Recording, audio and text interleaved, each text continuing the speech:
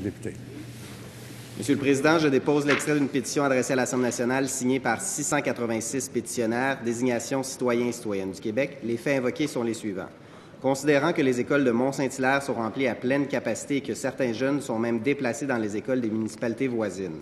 Considérant que ces jeunes peuvent, dans certains cas, être soumis à un temps de transport de près de 2 heures par jour. Considérant que ce temps de transport excessif peut entraîner une fatigue accrue chez les enfants concernés et mettre ainsi en péril leurs résultats scolaires.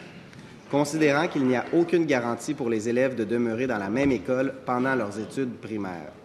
Considérant que plusieurs fratries doivent être séparées dans différentes écoles, posant une grande problématique pour les parents et les enfants. Considérant qu'il est primordial d'assurer une stabilité dans l'environnement des jeunes élèves afin de favoriser leur développement social et scolaire.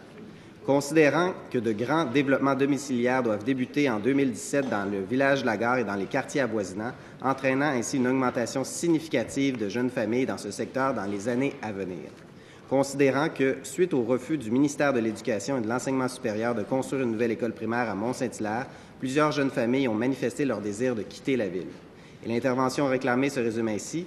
Nous, sous-signés, demandons au gouvernement du Québec d'autoriser sans délai la construction d'une nouvelle école dans le secteur de la Gare à Mont-Saint-Hilaire afin de répondre aux besoins de la population.